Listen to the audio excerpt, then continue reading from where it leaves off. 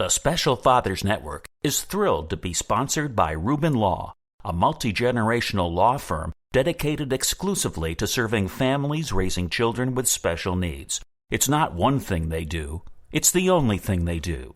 To find out more, go to rubinlaw.com, RUBIN law.com, or call 847-279-7999 and mention the Special Fathers Network for a free consultation. 847-279-7999, Rubin Law. The baby has to go this way to the NICU, and I'm looking at, and they have a curtain, but for those of us who have seen our wife give birth, that curtain doesn't really cover much. I can see everything. And I see my child who just got brought back into life, and she says, "Go with our son." Yes, ma'am. Yes, ma'am. And I'm going. And I just go off with my son to the NICU unit, and they commence to sew her up. I have no regrets. I'm no regrets. I just know that, sometimes I think about, could I have spent more time with her during that time, having known that I'm not going to see her again for, ever. That's our guest this week, Tony Gayle. Tony's an Army and Marine veteran and a father of a son with special needs. He's got an amazing story to tell, and we'll hear it in 2 parts. This week, we'll hear how Tony almost lost his son when he was born, only to find out a little later that his wife died from complications of that delivery. It's an incredible story from an incredibly powerful storyteller.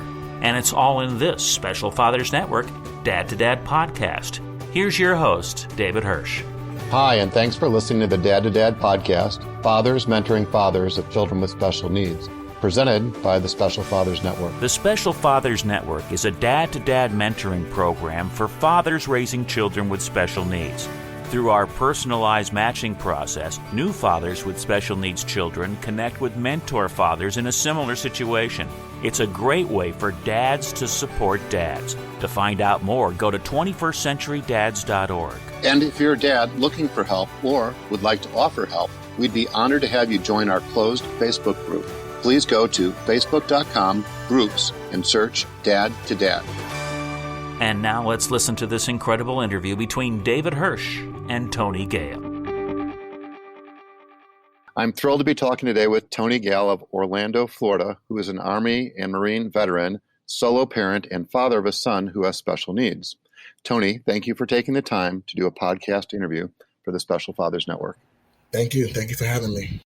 You and your late wife, Kanashi, who passed away 2 days after giving birth, were married for 3 years and are the proud parents of Hezekiah, 6, who was diagnosed with developmental delays. Let's start with some background. Where did you grow up? Tell me something about your family. Okay. Born in Panama on a military base. Ironically, that base was known as the Jungle Warfare Base for most of the existence of our military.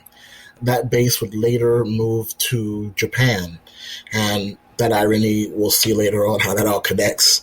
So I can't make up the fact that I'm the son of a Marine, and my early childhood memories are of me having a blanket covering myself up and watching Marine Solid Drill Team and Marines do drill, and just the fascination with seeing drill and Marines and Army Rangers and all the jungle warfare people from around the world at my backyard. Literally that was how I grew up. I didn't have little green men. I had real green men. I can't make, I'm the luckiest kid in the world when you talk about walking out of your little nursery preschool with a blanket, and everywhere you look, you see people with painted faces. And that's real for you. This is a normal thing, and tanks and helicopters, and that's everyday life. So I was born into the military, I say, and I knew my path. So in that sense, I'm grateful. I knew exactly what I was going to do, and I just couldn't wait for my turn to fulfill my path of that part of it. So you were born in Panama. Yes. Your dad was a Marine. Yes. And was your mom from the U.S. or was she from Panama? She's originally from Panama, and the U.S. later on became just a new home for her. She called it her second home. And the rest of the family actually had already established themselves in New York City. So I would say my mother was probably the last of the clan to come over and learn what New York and America is about. And no reasons. She just loved the Caribbean. She loved the life. She loved working on the base as a nurse. So she didn't come over until she felt she had to. And having a kid changes everything. So how old were you when that took place, that you moved to New York City? I was 6, which, happens to be the age of my son right now, as I realize how ironic 6 is in the years. But I was 6 years old, and I land at LaGuardia Airport, and I walk out, and I see snow for the first time in my life. And I'm in shorts, I'm in sandals, I'm in a T-shirt, and I am running around the snow, risking pneumonia and everything. I just had to jump into snow. So that was my first introduction to New York City, America, is snow. Got it. Thank you. So let's talk about your dad, who was a Marine. Yes. Where did his career take him? Was he a career Marine? He's a career Marine. He's legacy. I had no idea what it is to be born into a name and what that means. But I am the ninth of my name. I just don't know why we can't get original and give the boys their different names, but I am the ninth. I don't even claim junior. I don't have any numbers behind my name. At the ninth, you're like a cousin. You're just there. But yes, great grandpa was a general in the United States Marine Corps. Ironically, my namesake, God bless him, was a commandant at one time of the Marine Corps. So I am the only of 9 of our name that happens to have my color tan, let's just say. And that makes me the only one in our family who's a sergeant. So I am the only Sergeant Anthony Livingston Gayle. Everyone else is either retired as an officer and or the highest rank in our family is a general. That's awesome. Yes. How would you describe your relationship with your biological father? Biological dad in Panama visited me. I want to say that thing that you wish you were a kid and you wish your parent would come and have lunch with you at school. Yep, that was him. And I didn't understand that. I didn't understand why other dads didn't come to have lunch with their kid at school. Luckily for me, the school was on base. So he didn't have to leave work. It was work. and military, I'm not sure, people don't realize we get some pretty nice lunches. We get about 2 hours on average. And it's kind of like a siesta in overseas. So he took that 2-hour time period. He fit me in all the time. So yes, I can honestly say my entire 3, 4, however much schooling you get at that age, my dad had lunch with me almost every day. It was almost like as if he didn't show up, I knew he was busy. But the school got used to him walking in, and they knew which kid he was going to visit.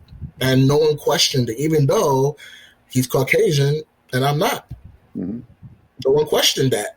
Everyone knew whose child I was.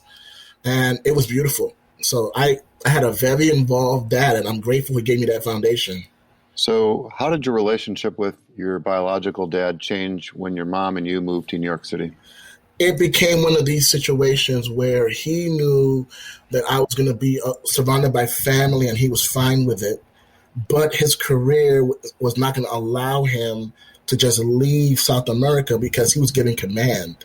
So while he stayed in command and continued on with his career, they pretty much had a kind of amicable separation from each other. They just said, you go your way, I go mine, but give him the best. And if he needs me, let me know. And he stayed in contact through my career later without me even knowing. So like I said, I'm grateful for the foundation he gave me. And I'm grateful that he let he loved me enough and loved her enough to say, I love you, but go ahead to somewhere better. So is your dad still alive? Your biological dad still alive? Yes, he is.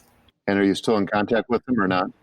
We don't really talk as much as you would expect father and son to converse. It's more one of those, he checks in on me every now and then, and his command led him to a very unique position. And because of the position he has, he just can't let anybody know who he is. And I respect that. Once I got my government clearance, I totally understood why I didn't hear from him so much. Okay. Well, thank you for sharing. It must have been a little bit confusing, though, as a young guy. Yes. Moving to New York without both your parents and some of the uncertainty that might have been involved with that. Yes. So you moved to New York City. You're with your mom. And from what I remember, things started to come untangled or come loose. How would you characterize that, and how did that transpire? New York it's overwhelming for a lot of people. Just in general, it just really is. So many languages, so many cultures, and so many freedoms. And that's just what happens. It's kind of like the kid gets to be an adult for the first time between 18 and 21 and they lose their mind, that kind of thing. But no, I'm grateful that I got to New York. I'm grateful that I had a great foundation. My biological mother put me into private school. I am so grateful now that I know what private school tuition cost. And she did whatever she had to do to make sure that I stayed there. So regardless of how things went there, got me the foundation I needed. And I would just say the Lord and the universe just took over after that and raised me from there. So from what I remember, your mom got remarried. Yes. Not a positive situation. No. You were raised mostly by aunts and an uncle. Yes. And you were still really young when your mom moved. Yes. Did she move to Jamaica, or where did she move to? Yes, she moved to Jamaica. She wanted to be where love was. And you do the things that your heart and your mind are two different communicating devices there. So she moved there, different culture. And that's all it is, just a different culture. But my aunts and my uncles are all military. They're almost all retired. And they just continued what my dad already started. They continued respect, discipline. I was asked daily, what am I going to do with my life? What plans do I have for the future? I can't remember a day passing where that wasn't a conversation. So I always thank my biological mother for always finding the right place to put me so that I could continue growing regardless of what she was going through. She always thought that out, and I love her for that. I really do. And those who helped raise me, I'm grateful. So how old were you when your mom left and went to Jamaica? When everything started there, I was in America from age 6. My birthday came 7, and she was gone. So I was in America a whole of almost 2 years before I had to realize I'm on my own. As far as the hugging and all that other stuff, my uncles and aunts all work. I was a latchkey kid. I had to cook my own meals from the time I left to go to school, the time that they would come home from work around 6, 7 with traffic. I was on my own the whole year after year after year. So you become very independent at that as a kid in that sense. So did you go into the foster care program? Is that what I remember or not? I kind of was put in a holding. I wasn't in an orphanage and I wasn't homeless. I was in a holding pattern where kids go, it's like a shelter, where kids go and then while they're there are people who run it. I think they call them group homes or something like that. And then there's a bunch of kids and we all just sleep in the same room. And this is the little place you'll be at before you move on to the big orphanages. But in my case, the Lord stepped in and I never had to go to the big orphanage. I went from there to a wonderful family who said, we'll take them. And I I have no words for how amazing that feeling is to know that I got saved from going to the orphanage where most children get lost around that age. 'Cause I'm not a baby. I'm not the cute little baby that everybody wants. I'm 8 years old. They don't really adopt 8-year-olds. They want babies. So if I knew if I had gone to the orphanage, as I was told, I probably would have become an adult there. So I'm grateful to my adopted mother and father for stepping in. Well, that's a pretty amazing story at age 8, being adopted.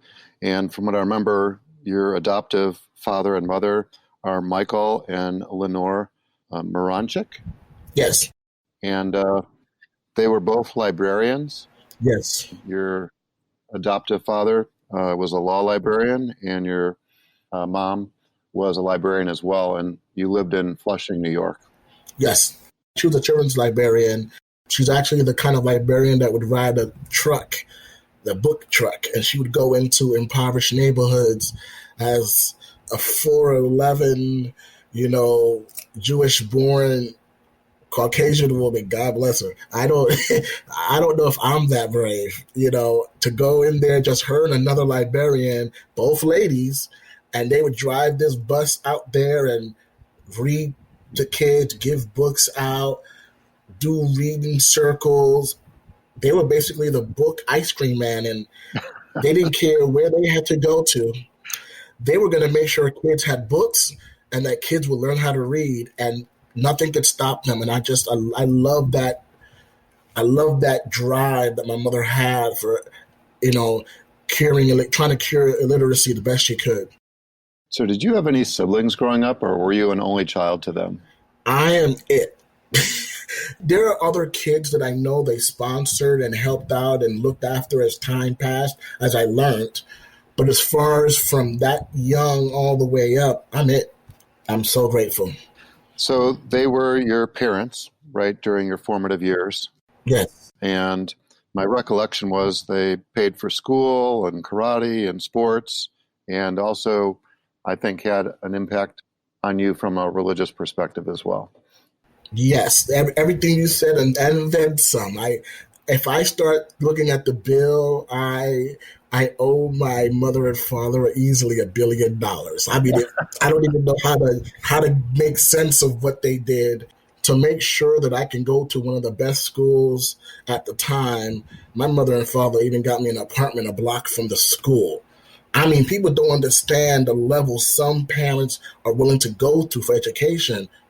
They showed me, and I had to show the landlord, who acted in lieu of my mother many times and father, my report card, homework, what projects I'm working on. The landlord would check on me because the landlord was a friend of theirs. It was just one of these things. And it was basically, I got a chance to find out what boarding school is like. Leave the school, walk a block in your home. But you're not with your parents, you're in your own space and you have work you have to do. And I knew what I had to do and I did it. So you finished your schooling, and when was it that you enlisted in the Marines? I finished my schooling and I asked if I can go to the Marine Corps since I was 13, keep that in mind. But finally, when I had a piece of paper that said I've graduated high school, I'm 17 and my mother is shaking her head like this. But my father is like, we promised him he could have this if he gave us that. You can't change our mind now. So she reluctantly signed the papers and I got to go into the Marine Corps and become 18 in boot camp. Wow. So I'm so grateful. I'm grateful to let me do that. So you go into the Marines, and how did your career translate from there? First shocking reality is that war is not what you see on TV, because as I went in, if you remember what's going on in the 90s, my unit was sent into Bosnia. Everyone thought it was over. It wasn't over yet. We still had medical staff there. We still had other aspects of the UN and the military in general that were there. And as long as they're there, we have to protect them. So I became a member of the UN under that banner, and we did whatever we were ordered to do and then some. And I got my first shocking experience to realize I haven't turned 21 yet at this point, and I've been to war. No words can describe that. So I had to learn Serbian and Croatian very fast. And then you learn just as in America, when you're in a position where someone is telling you to stop, as you know, many people will hear the words freeze. You assume when someone's holding a gun facing you that they're going to do just that. The problem in Serbia and in Croatia area, when you're speaking that language, those languages, and you're in Bosnia and you say "stojte a la put," but the other person has a gun too, and they choose not to stop, now you have a decision to make. And it's a decision you make in a millisecond. Because if I'm still here talking to you, bless the Lord, you know what decision I had to make. And that's the harshness of it all is I had to say "stojte a la put" so much, I would wake up saying it. I would wake up with nightmares of saying that years later, and anyone that was near me would ask, "What are you saying?" And I didn't realize I'm speaking what I was taught while I was there and remembering. So, but I'm grateful. I'm here. You went from Bosnia, and then where did your military career take you from there? So before the Marine Corps part of my life translates to the airborne Army side of my life, I had a chance to go to Guantanamo Bay. So why do I bring this up to you? Remember I said I couldn't get to speak to my dad too often. I land in Guantanamo Bay right after Bosnia. And while I'm at Guantanamo Bay, I'm greeted by a captain, and I salute the captain. The captain looks at my name on my chest and says, "Oh, you're the one." I don't know what that means. I have no idea what that means. He goes, "Come to my office, follow me." And I'm, "Yes, sir." And I'm running behind him. I have no rank. I'm just wondering, why am I being brought to Guantanamo in a helicopter by myself? And when I get to his office, here's the next thing I hear. "Oh, your dad says hi."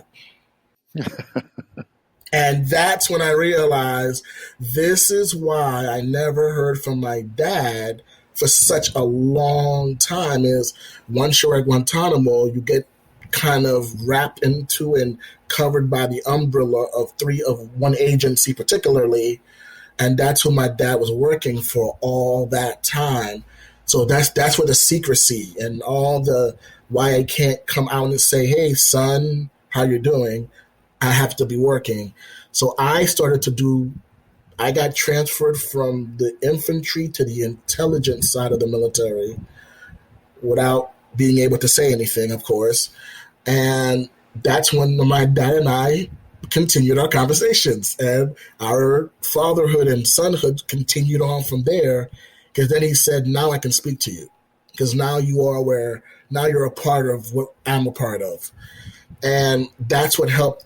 He started guiding me and giving me ideas and advice. So he made it clear to me that the military at the time was downsizing, and that the Marine Corps didn't have the budget anymore for the things I wanted to do. So he said, Army Rangers, Fort Bragg has some other people that when you get there, you'll get a chance to meet. And he basically laid the red carpet out for me. And I just said, "So you're telling me to go to Fort Bragg, right, sir?" And he said, "I didn't say that." And I go, "Yes, sir. I understand. Yes, Dad." And that was the next place I ended up. And I cannot thank him and everybody else who played a part. I can't thank them enough. I get to Fort Bragg, and I basically get to do my childhood dream finally. Being a Marine was what I thought it was. I wanted to be a G.I. Joe. I wanted to be the bald head guy on G.I. Joe. And as you can see, I got to be that guy. And I wanted to carry the big gun, and I wanted to do things that only G.I. Joe does. And Then my dad comes into play and tells me, well, I heard you said you wanted to be G.I. Joe. That's where they are. And he was right. So I got a chance to actually live my life's dream. And that's why I say, once you do that, you're kind of like, what do I do now? So you went from the Marines to the Army. Yes. And did you go to parachute? Parachute school in Georgia is the first place you go once you want to go that path. Once you pass that, you get to go to RIP, Ranger Initiation. You get to go through that situation. Once you go through that, they call it the ladder. You get a ladder on your shoulder, and you start just stacking. If you are, willing to go through all that's called upon, you stack airborne, your wings, you Rangers, Green Beret, and then there's other things that keep going up. And if you're lucky, you get to see the final one. And I'm just grateful I got a chance to do everything I wanted to do in the military. Well, it's remarkable. My recollection was that you spent 8 years in uniform. 8 years in uniform, and contracts the rest here and there. And those contracts count because you're still under the umbrella. You're still under the government. So as long as you're able to connect some of the work you do in, you can still retire. It's just not the same. You don't get the same privileges. I don't walk into the PX on base, for example, to go shopping. Now, that being said, I'm very grateful with my pension. I'm very grateful. They have me at 80% disability, and with everything else they've tacked into that, they've made it so that I can provide for my child, and that's all I can ever ask of them. So let's not just skate over the 80% disability comment that you just made. What's the backstory on that, Tony? When you parachute, there's something called a cigarette, and I don't mean smoking. If someone happens to come underneath you, we parachute at night, if I hadn't said that. We parachute at night for real. Training, daytime, but for real, it's nighttime. If someone comes underneath you, it takes the air from underneath your parachute, and your parachute cigarettes, and you just fall. Well, that's exactly what happened to me. And they say if you hit water from a certain height, it feels like you're hitting cement. That's true. But I don't remember the fall because as the fall happened, I was knocked out. I was in a concussion. So Navy SEALs and Rangers that were nearby swept me out of the water, 2 miles current down swift of me, and I am grateful that I'm still here. I have no idea how I'm still here. I didn't even know they had those, machines to actually shock you, portable, in the military. I never even seen one, but they found a way to shock me back and bring me back. Thank God to the Coast Guards. They don't get enough respect. Those people are amazing. But I'm here, and I'm not supposed to be walking. I'm not supposed to be alive, brother. I'm just not. Not after all that. But I opted for acupuncture. I opted for a lot of more Eastern ways of doing things. And all that stuff works because I'm here in front of you. Yeah, well, it is a miracle at some level. And that sounded like a pretty horrific situation. And I'm wondering, how does that compare to the diagnosis that you shared with me previously about being diagnosed with PTSD from your other experiences? I would say I can remember coming out of the plane, and I remember coming back. I remember waking, I'm on a helicopter, and I see all these medical and military painted face people around me, and I didn't lose memory so much that I didn't know who they are. They're my brothers and sisters in arms. I felt safe. I knew where I was. PTSD. I wish I could forget. I wish I could forget Bosnia. I wish I could forget what ethnic cleansing means. Like, I don't want to know what that means anymore. And For anyone who's lived through that or has ancestry, I respect every culture who understands and gets that. And this is where I'm so grateful that my adopted mother was born Jewish, because I couldn't have asked for a better mother. When I came back, I remember coming home on leave and everyone wanted to go to the club and wanted to catch up with friends and maybe catch up with an old girlfriend. And from the time that I would get home, I would, mind you, my mother's 4'11", and I'm giving you a picture. I'm on my knees hugging and my arms wrapped around her, and I'm crying hysterically. And I get 3 days off to go from North Carolina to New York, and I'm spending that time crying in the arms of my mother, because she helped so many of her ancestry who survived the Holocaust. She helped and kept involved with helping them and knowing things that she would give me what I needed to hear to get me to the next leave and the next vacation. And everyone would always say, why isn't you go and hang out with your mother for your vacation time? And my mother was my best therapist. She was my therapy. She's the reason why I'm able to have gotten through that, and of course later losing my wife. So God bless her. It's just my mom knew what to say. Even if she didn't know what to say, she faked it very well. And even if not saying anything, it's just hugging me, she did a good job of that. So she got me through the toughest part. I still deal with it. I still have nightmares. And if I need to, I call her. It can be 3 a.m. I call her and we just talk. Yeah, well, thanks for sharing. It's pretty remarkable, like you said earlier, that you're still here and that you're functioning with what I would perceive as subnormality. And, God has his plan for you, right? Yes. So let's switch gears. From what I remember, you met Kanishi in Houston. Yes. How did you meet, and how did that relationship transpire?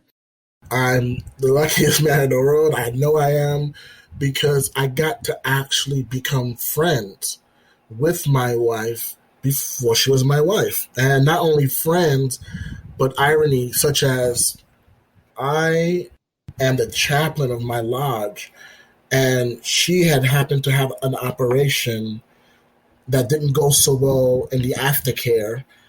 So I would get emails all the time about brothers and sisters, both Masonic and Eastern Star, and she happened to be an Eastern Star, who were dealing with something. When they made me the chaplain, they didn't tell me what that actually meant. They just kind of left it up to me to decide, here's your book of prayer, here's your Bible. They didn't say this is what a chaplain does, but I read that George Washington had something to do with that. And George Washington said at some point, our first president, that a chaplain is a very important position, a position that you should make sure you have in your lodge. So knowing that it's something that was ordained by that man who I respect so much, I'm going to go in. So every time I saw a name, I visited that person, hospital, house, clinic, Ronald McDonald Home. If they're passing, I don't even know how many hands I've held, how many prayers I've said as someone passes. I just kept doing it, and it just became a normal thing for me. So when I'm sitting before her and my future mother-in-law, not knowing that years later we're going to be married, she happened to be one of the sisters who I went to visit.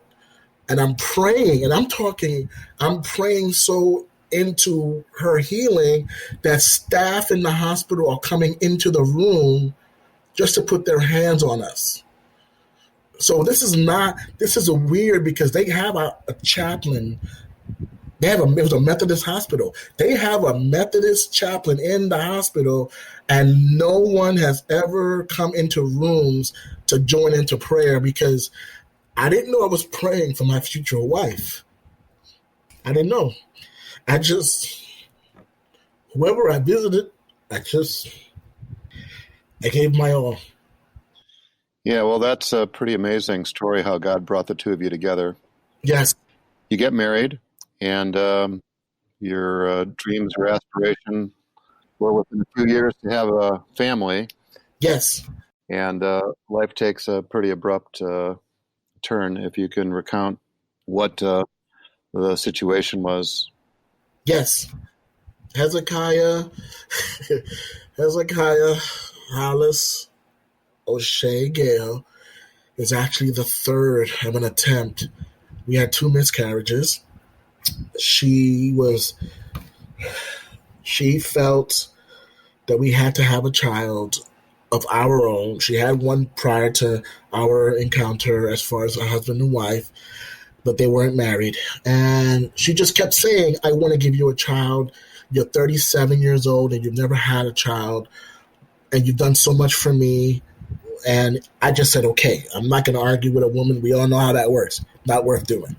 So I went ahead and gave in to my wife as always. And I just said, okay, we'll do this.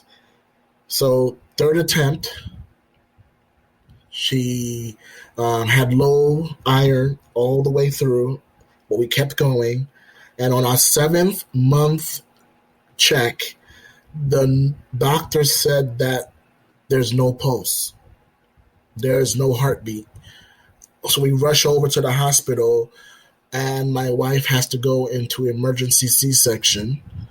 And I watch my child, our child, get pulled out of her, and he's completely colored blue, purple.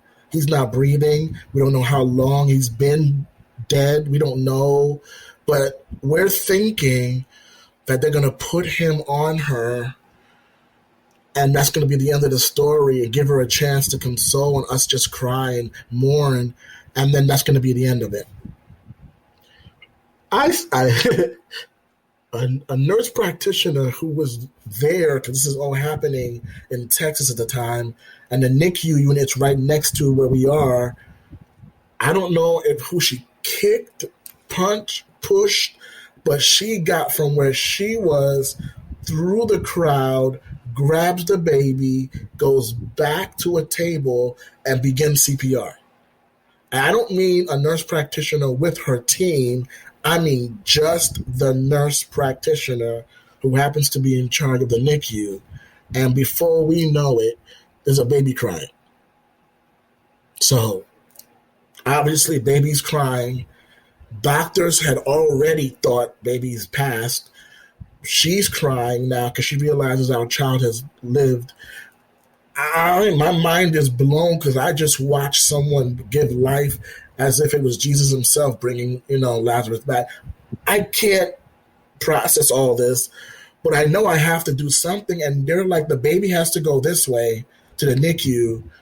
And I'm looking at, and they have a curtain, but for those of us who have seen our wife give birth, that curtain doesn't really cover much. So I unfortunately now I have a glance of my wife completely cut open. I can see everything. And I see my child who just got brought back into life, and she says, go with our son. Yes, ma'am. Like, that's, yes, ma'am. And I'm going.